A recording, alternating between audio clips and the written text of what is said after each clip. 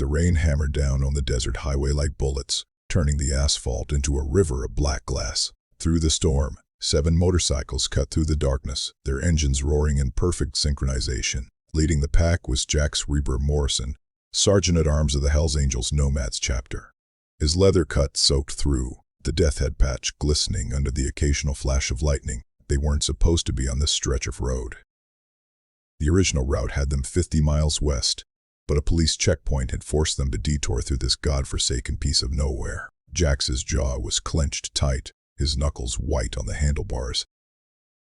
They were carrying something in their saddlebags that couldn't afford any law enforcement attention. Not tonight. That's when he saw her.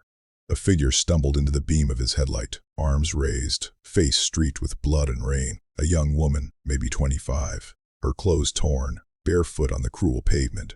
She opened her mouth and screamed, but the sound was swallowed by thunder and engine noise. Jax's hand shot up, signaling the pack to stop. 7 bikes skidded to a halt in formation, creating a semicircle of headlights that illuminated the girl like she was center stage in some twisted theater. She fell to her knees, hands clasped together, her voice breaking through the storm. "Please don't hurt me. Please, I'm begging you." The brothers behind Jax tensed. This wasn't their scene. This was complication. This was risk. But something in Jax's chest cracked open when he saw the absolute terror in her eyes. And something else, a desperation to survive that he recognized in himself from years ago. He killed his engine. The silence that followed was deafening. Jax swung his leg over his aide fat boy and stood, 6'3" of muscle, scars, and ink, his presence commanding enough to make grown men reconsider their life choices. Behind him his brothers remained mounted, engines idling, ready to bolt at his signal. "Tommy," Jax called out without turning. "Check the perimeter. Snake, get on the ridge, see if anyone's coming." 2 riders peeled off immediately. Jax approached the girl slowly, hands visible, palms out. Years of reading body language told him everything. The bruising around her wrists, the fresh cuts on her feet, the way she favored her left side. Someone had done this to her. "Recently. I'm not going to hurt you," he said, his voice surprisingly gentle for a man with his reputation. "But I need you to tell me who did this." She looked up at him, mascara running down her cheeks like war paint. Up close, he could see she was shaking, not just from the cold, but from shock. Her lips were turning blue. They took me 3 days ago," she stammered, "from the parking lot at Henderson's Diner. There were 2 of them. They kept me in a cabin back there." She pointed into the darkness behind her. "About 5 miles in. I waited until they were drinking, and I ran." Jax's blood ran cold. Henderson's Diner was on the edge of Iron Reaper's territory, a rival club known for trafficking and worse. If this girl had been taken by them, she'd stumbled onto something that could start a war. "Tommy," he barked into his radio. "What have you got?" "Static then.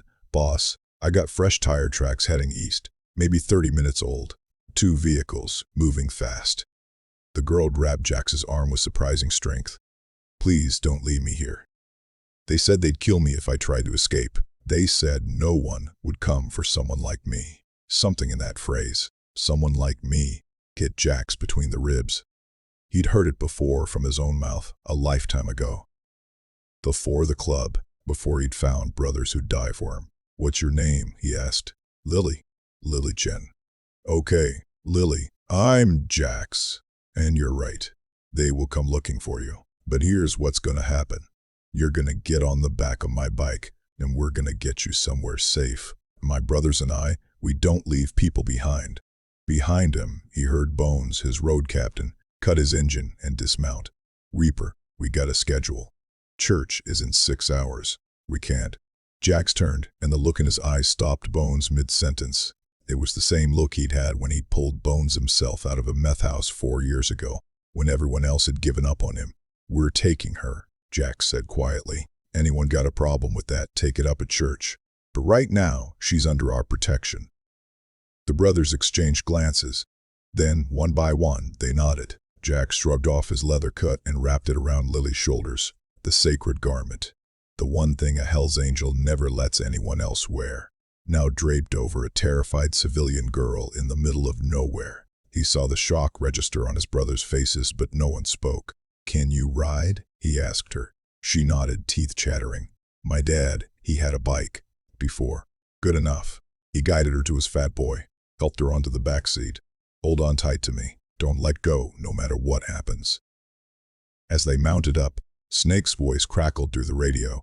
Boss, we got headlights coming from the west. 2 vehicles, moving fast like they're hunting something. Jax's jaw set like concrete. How long? 5 minutes, maybe less. He looked at his brothers, saw the same calculation happening in their eyes.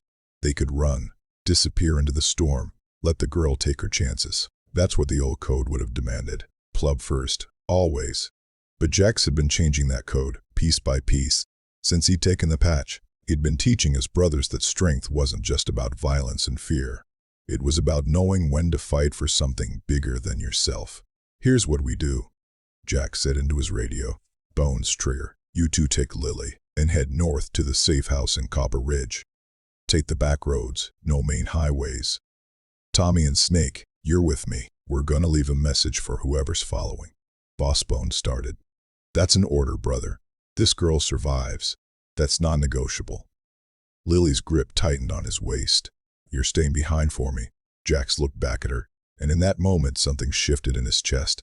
Some wall he'd spent years building started to crumble. Someone once stayed behind for me when no one else would. Time to return the favor. But before we get to what happened next, and trust me, you're not going to believe how this unfolds. I want to know, where are you watching from right now? Are you up late somewhere thinking about your own crossroads moment? Drop your location in the comments, and if you're new here, hit that subscribe button, because this story is just getting started, and you're going to want to see how a moment of compassion changes everything. Alright, let's get back to that desert highway where Jax and his brothers are about to face something that will test everything they believe in. Bones didn't argue further. He simply nodded, understanding the weight of what Jax was doing. He and Trigger repositioned, flanking Lily, as Jax carefully transferred her to Bones' bike, a Heritage Softail, with a more comfortable passenger seat. What's your safe house? Lily asked, her voice small against the storm. Belongs to a brother's mom, Bones explained, his scarred face softening slightly. She's an ER nurse. She'll patch you up, get you warm, feed you.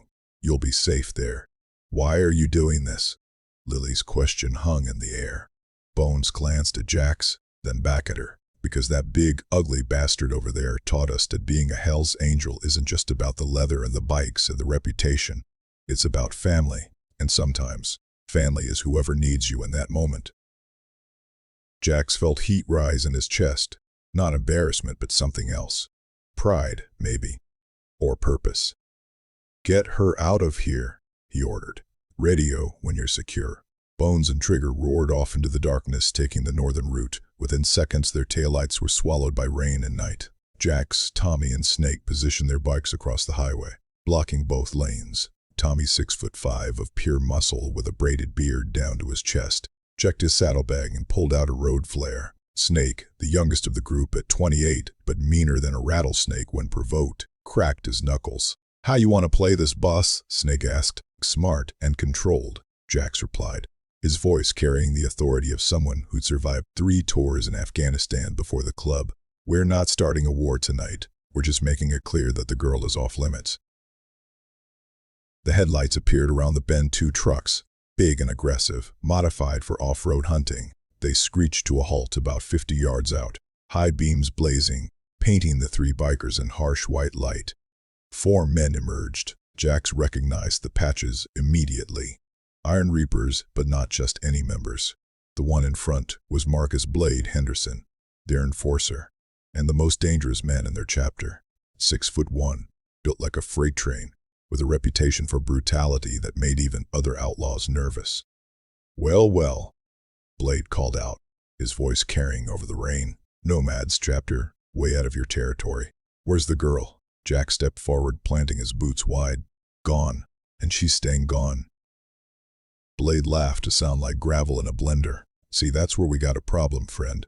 That girl stole something from us, something valuable, and we need it back.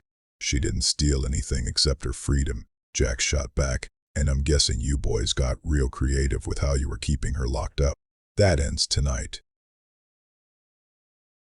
The 3 men behind Blade spread out, hands moving toward their waistbands. Tommy and Snake shifted subtly, ready to move.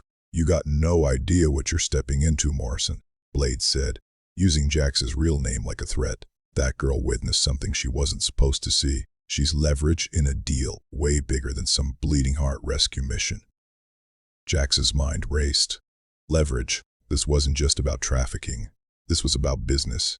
Probably something involving the cartels or the Russians. Lily had seen something that could put powerful people away or start a war between organizations. Then, here's what's going to happen, Jax said, his voice dropping to that deadly quiet tone that made smart men nervous. You're going to get back in those trucks and drive away. You're going to tell whoever's waiting that the girl died in the desert exposure, coyotes, whatever story sells. And you're going to forget she ever existed. Or what? Blade took another step forward. Or I make 3 phone calls, Jax said calmly. First one to the DEA agent who owes me a favor from Kandahar. Second one to the state police captain whose daughter I pulled out of an abusive situation last year. Third one to every journalist in 3 states who's been dying to write an expose on what really happens in those cabins. You boys run. The bluff was massive, but Jax sold it with the confidence of a man who had nothing to lose. Behind him, he felt Tommy and Snake tense, ready to back whatever play he made. Blade's smile faded. You'd start a war over some random girl? Not a war, Jax corrected. A reckoning. There's a difference. Wars are about territory and pride.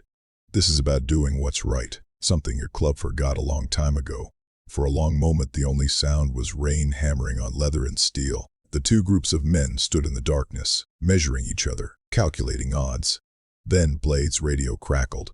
A voice, harsh and urgent. Blade, abort. We got state troopers 5 miles south heading north. Get out of there. Jax saw the moment Blade's calculation changed. He could try to take 3 nomads, risk the gunfire bringing those troopers right to them while they were exposed on an open highway. Or he could retreat, come up with a better plan. This ain't over, Blade growled. Yes, Jax said quietly. It is. You just don't know it yet. The Iron Reapers climbed back into their trucks and disappeared into the night, their taillights fading like dying embers. Tommy let out a breath he'd been holding. Boss, that was either the smartest or the dumbest thing you've ever done. Maybe both, Jax admitted. But that girl lives. That's all that matters. Snake was already on his radio. Bones, you clear? 10 minutes out from Copper Ridge. Girl stable. Boss, you good? Jax mounted his bike, his hands surprisingly steady despite the adrenaline crash starting to hit him. Yeah, brother, we're good. See you at the safe house. As they rode north through the storm, Jax couldn't shake the image of Lily's terrified face, the way she'd begged them not to hurt her before she even knew who they were. The world had taught her that men, especially men like them, were predators. And tonight, 3 outlaws had chosen to prove that wrong. It shouldn't have mattered to him. He built his reputation on being cold, calculated, untouchable. The Reaper wasn't supposed to feel things for civilians, for outsiders. But as lightning split the sky and his brothers rode beside him through the darkness, Jax realized something had changed. For the first time in years, he'd felt something other than loyalty to the patch. He'd felt protective of someone who wasn't wearing colors. He'd felt responsible for a life that wasn't sworn to the club. He'd felt human again, and it terrified him more than any gun ever had. The safe house sat at the end of a dirt road, hidden by cottonwood trees and darkness. It was a modest, ranch-style home with faded blue paint and a wraparound porch, where wind chimes sang softly in the post-storm breeze. This was Martha's place, Bones' mother, and it had served as sanctuary for more broken souls than Jax could count. By the time Jax, Tommy, and Snake rolled up, Bones and Trigger had already gotten Lily inside. Through the kitchen window, Jax could see Martha moving with practiced efficiency, her gray hair tied back, her capable hands cleaning wounds and checking vitals. Jax killed his engine and sat there for a moment watching. His own mother had died when he was 9, an overdose that left him to the foster system and eventually the streets. He'd learned young that the world didn't hand out second chances, that you had to fight for every inch of ground, that vulnerability was a weakness that got you killed. But Martha had never learned that lesson, or if she had, she rejected it. She opened her door to anyone her son brought home, no questions asked. Just food and safety and kindness. Jax had never understood it. Until tonight, maybe. You coming in, boss? Tommy asked, already off his bike. Yeah, just give me a minute. Inside, the house smelled like coffee and antiseptic. Martha had set Lily up on the couch, wrapped in blankets, an IV bag hanging from a coat rack. The girl's color was better, but her eyes still held that haunted look. Those eyes found Jax the moment he walked in. "You came back," Lily said, her voice hoarse. "Said I would. Most people don't keep their promises to people like me." There was again that phrase. Jax pulled up a chair and sat across from her while his brothers gave them space, congregating in the kitchen with Martha. "What does that mean? People like you?" Lily's hands twisted in the blanket. "I've been in foster care since I was 7, aged out at 18 with nothing. No family, no support system. I've been trying to make it on my own, but it's hard, really hard. I was working 3 jobs just to keep a roof over my head. I was walking to my car after a double shift when those men grabbed me." Jax felt something crack deeper in his chest. "You were alone." "I've always been alone," Lily said simply. "That's why they picked me. They said nobody would look for me. Nobody would care. And they were right. I've been missing for 3 days, and I guarantee you there's no Amber Alert, no search party, because I don't have anyone."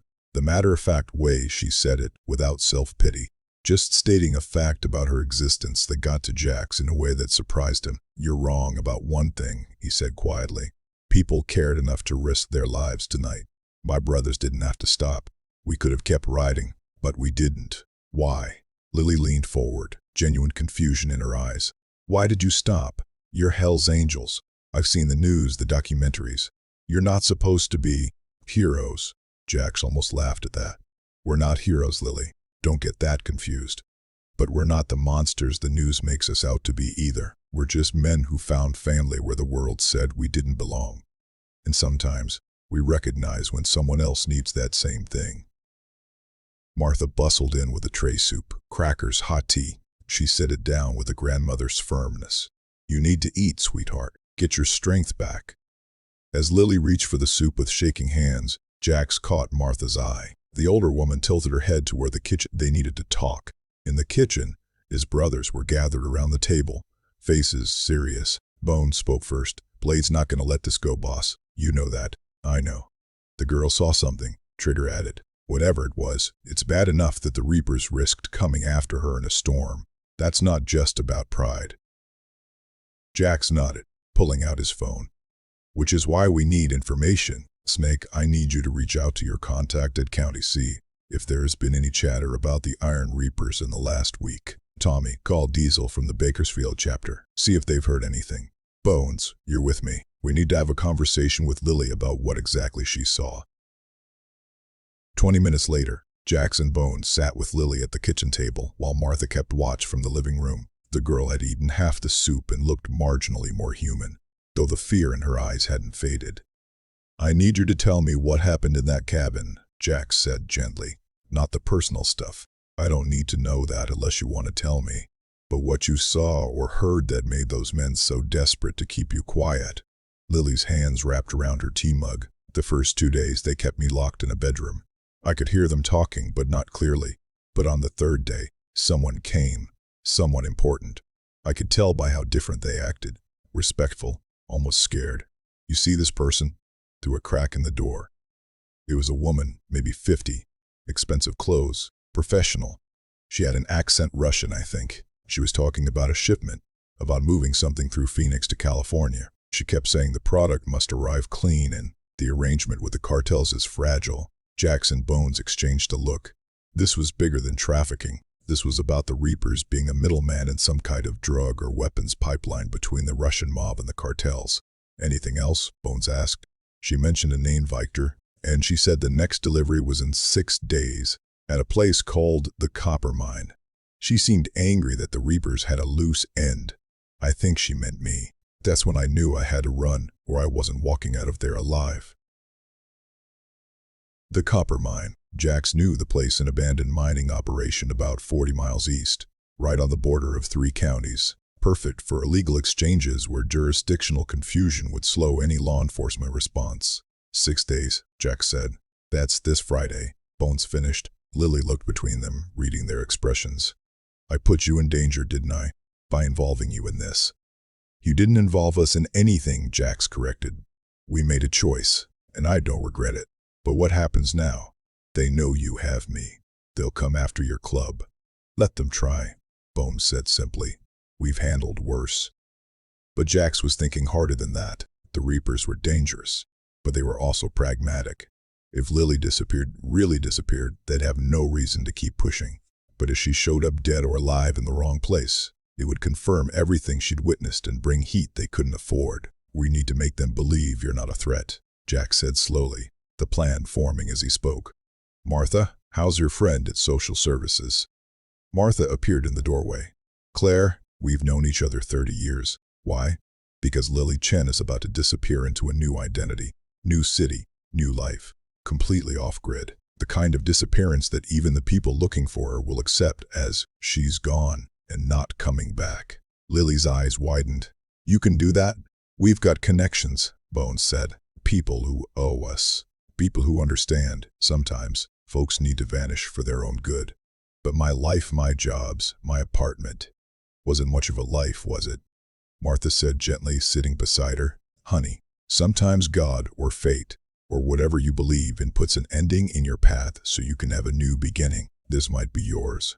Okay, I need to pause here because this story is taking a turn that I don't think any of us saw coming.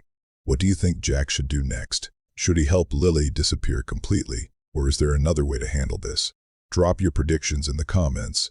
I love seeing what you all think will happen. And if you're feeling this story, share it with someone who loves a good redemption arc, because we're heading into the final act, and trust me, you're not ready for how this ends. Over the next 3 days, Martha's safe house became a hub of quiet activity. Jax and his brothers worked their network of former military buddies who specialized in documents, a lawyer who'd represented the club and owed them favors, a social worker who understood that sometimes the system failed people and alternative solutions were necessary. But something else was happening too, something Jax hadn't anticipated. Every day, he found himself at the safe house longer than necessary, checking on Lily's recovery, talking to her about her life, sharing pieces of his own story he normally kept locked away. He learned she'd been a straight-A student before her parents died in a car crash, a drunk driver who walked away with barely a scratch. She'd been shuttled through 7 foster homes in 5 years, some good, most indifferent, one so bad she'd run away and spent a winter living in her car.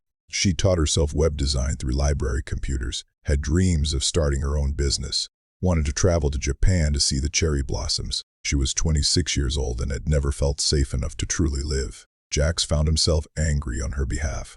Not the explosive rage he was known for, but something deeper and more painful. This girl should have had a chance, should have been protected, nurtured, allowed to bloom. Instead, the world had chewed her up and spit her out, and she'd kept fighting anyway. On the 3rd evening, Jax found Lily on Martha's back porch, staring at the sunset. Her bruises were fading to yellow-green, her cuts healing. She'd put on weight from Martha's determined feeding, and there was color in her cheeks again. She looked alive.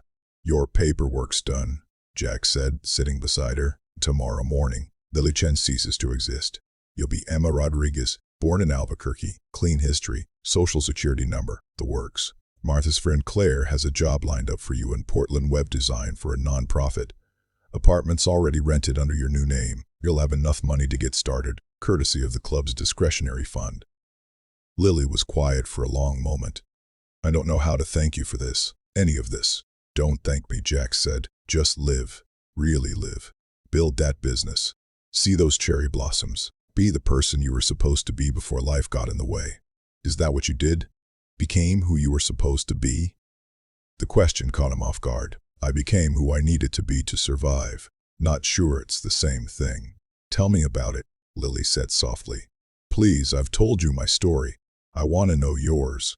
So Jax told her about his mother's death, about the foster care system that failed him just like it had failed her, about joining the army at 17 to escape, about 3 tours in Afghanistan, about coming home with more scars inside than out, about finding the Hell's Angels when he had nowhere else to go, about rising through the ranks, about earning his sergeant-at-arms patch through loyalty and blood. I thought the club was the only family I'd ever have, he admitted. Thought that was enough. And it was for a long time. But lately, Lily prompted, lately I've been wondering if being loyal to the patch means we can't be loyal to anything else. If being strong means we can't be kind. if protecting our brothers means we have to turn our backs on everyone else. Lily reached out, her hand covering his scarred knuckles. You stopped for me. You risked everything for a stranger. That's not turning your back. That's being the kind of man who makes the world better just by being in it. Jax looked at their hands as covered in prison ink and scars. They're small and delicate, but stronger than they looked. Two people who've been broken by the world, sitting together in the fading light. I'm gonna miss you, he said, the admission surprising him. I'm gonna miss you too, Lily replied. You gave me my life back, Jax. I won't waste it. That night, Jax couldn't sleep.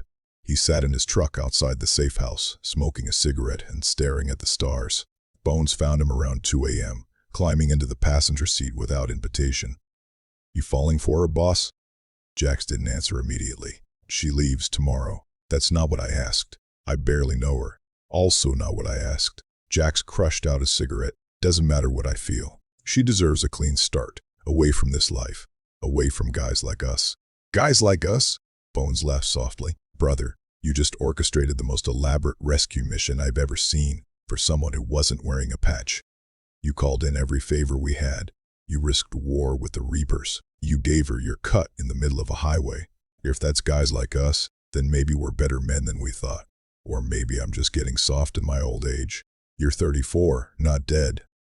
Bones lit his own cigarette. Look, I've known you for 6 years. I've seen you stare down federal agents, rival clubs, and your own demons. But I've never seen you look at someone the way you look at her. Like she matters. Not because of what she can do for the club, but because of who she is. She's leaving tomorrow, Jax repeated, as if saying it enough times would make it easier. Then tomorrow's gonna hurt like hell, Bones said. But that doesn't mean it was wrong. Sometimes the right thing cost us something. That's how you know it mattered. Dawn broke cold and clear over Copper Ridge. Martha had prepared a sent-off breakfast that could have fed an army: pancakes, eggs, bacon, fresh fruit, and her legendary cinnamon rolls. The brothers ate with the focused intensity of men who knew this meal marked an ending. Lily came down dressed in new clothes jeans, a simple blue sweater, practical boots. Her new documents were in a backpack, along with a prepaid phone with only 3 numbers programmed: Martha, Claire, and an emergency line that would reach the club if she ever needed them. She looked like a different person from the terrified girl they'd found on that desert highway. But her eyes, those still held echoes of what she'd survived. Sugar's gonna drive you to Portland, Jax explained, keeping his voice steady. He'll make sure you get settled, that the apartment's secure. He'll stay for a couple days, make sure no one's tracking you, then head back. Thank you, Lily said to Trigger, who nodded gruffly, uncomfortable with gratitude. Martha hugged her fiercely. You call me if you need anything. Anything at all. And I expect pictures of those cherry blossoms when you finally get to see them. Lily hugged each of the brothers and turned Tommy Snake, Bones thanking them with words that felt inadequate for what they'd given her. Then she stood in front of Jax, and suddenly the kitchen felt too small, too quiet. I don't have the words, she said. Don't need words. You changed my life.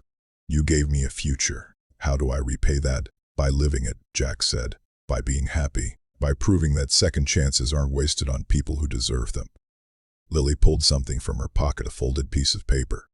I wrote this last night. I want you to read it after I'm gone. Before Jax could respond, she stood on her toes and kissed his cheek. It was quick, innocent, but it burned like a brand. Thank you for stopping, she whispered. Thank you for being the kind of man who stops. Then she was in Trader's truck, and they were pulling away, dust rising behind them like ghosts. Jax stood in Martha's driveway, his brothers beside him, watching until the truck disappeared around the bend. His hand crumpled the paper she'd given him. He waited until he was alone in his truck to read it. Dear Jax, I've spent my whole life believing I wasn't worth saving. That the universe had decided I was disposable, and that was just my fate. Then you stopped your bike in the rain for a girl you didn't know, and you taught me something I'd forgotten. That kindness isn't weakness, and that strength is choosing to care when it would be easier not to. You told me to live. I'm going to. I'm going to build the life I always dreamed of. I'm going to help other people who feel invisible the way I did. I'm going to be brave, because you showed me what bravery really looks like. But here's what I need you to know. You're not just a Hell's Angel. You're not just the Reaper. You're Jax Morrison, and you have the biggest heart of anyone I've ever met, even if you try to hide it behind leather and scars and the tough reputation. Don't stop stopping, Jax. Don't stop being the man who sees people who need help and decides to help them anyway. The world needs more men like you. The world needs more people who choose compassion over convenience. I'll never forget you, and I'll spend the rest of my life trying to deserve the second chance you gave me. With all my gratitude, Emma, who will always remember being Lily. Jax read it 3 times, then folded it carefully and tucked it in his wallet, next to his military ID and his patches. That night, church convened at the clubhouse, a warehouse on the edge of town, where the No-Match chapter conducted their business. The long table was ringed with brothers, everyone in their cuts, the atmosphere serious. Diesel, the chapter president, sat at the head of the table. He was 52, gray-bearded, with eyes that had seen everything and judged little. He built this chapter from nothing, and every man at the table would die for him. Jax, Diesel said, tell us about the girl. So Jax did.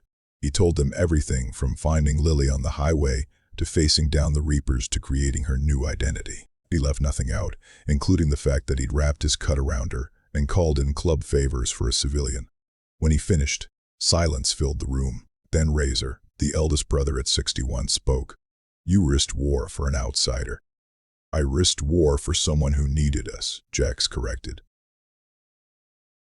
The patch comes first, another brother said. Always has. And when the patch stops standing for something more than just us, Jax said calmly, then what are we protecting? We started this club because we were outcasts, because society didn't want us. We built a family because no one else would have us. That girl, she was the same. Outcast, alone, forgotten. If we don't help people like her, then we're just as bad as the people who turn their backs on us. Diesel studied him for a long moment. The Reapers are gonna come for us. You know that. Let them come. We'll handle it. You're changing, Jax, Diesel said. And it wasn't a criticism, just an observation. The Reaper I passed in 5 years ago wouldn't have stopped for that girl. Maybe that Reaper needed to change, Jax replied. Maybe we all do. Another silence, and then Bones stood. I vote we back Jax's play. That girl deserved help, and we gave it. That's not weakness. That's what we should be. One by one, the brothers voted. It wasn't unanimous. 3 voted against, worried about the risks. But the majority stood with Jax. Diesel banged his gavel. Then it settled. We protect the girl's new identity, and if the Reapers come looking for trouble, we're ready. But Jax, yeah, Prez, you opened a door here, brother. This can't be a one-time thing. If we're standing for something more than just us, we gotta commit to it. That means other people are gonna come to us for help, and we gotta decide who we are. Jax nodded, understanding the weight of what he'd started. I know, and I'm ready for that. Epilogue 38. 6 months later, Jax sat in a diner in Tucson, reading a postcard that had arrived at Martha's house. On the front was a picture of cherry blossoms in full bloom. On the back, in neat handwriting, made it to Japan. They're even more beautiful than I imagined. Started my business last month. We're already helping 3 other women transition into new lives. Thank you for teaching me that endings can be beginnings. Hope you're still stopping for people who need it. Jax smiled, tucking the postcard in his wallet next to her letter. The diner door opened, and a young man stumbled in, maybe 19, with a black eye and terror in his face. He looked around frantically, then locked eyes with Jax, seeing the Hell's Angels patch on his cut. The kid's expression cycled through fear, calculation, then desperate hope. Please, he said, approaching Jax's table with shaking hands. I need help. There are these guys. They're after me, and I don't have anyone else to. Jax looked at this kid, another outcast, another forgotten person, and felt something settle in his chest, a purpose that went beyond the patch, beyond the club code, beyond everything he'd built his identity on. He stood, pulled out his phone, and texted the brothers. Got a situation. Need backup. Within seconds, responses flooded in. On our way, boss. Jax looked at the terrified kid and remembered a girl in the rain, remembered the feel of his cut around her shoulders, remembered the moment he'd chosen compassion over convenience. Sit down, he told the kid. Tell me what happened. You're safe now. Because that's what they did now. That's who they become. Not just Hell's Angels, not just outlaws, men who stopped. And there it is, the story of how one moment of compassion changed everything. So I want to know, what touched your heart most in this story? Was it Jack stopping in the rain, or Lily's letter, or maybe that ending with the new kid needing help? Drop a comment and let me know. And if this story moved you, hit that subscribe button, because we've got more stories coming that will remind you why humanity is worth believing in. Thanks for watching, and I'll see you in the next one. Stay safe out there, and remember, sometimes the bravest thing you can do is stop for someone who needs you.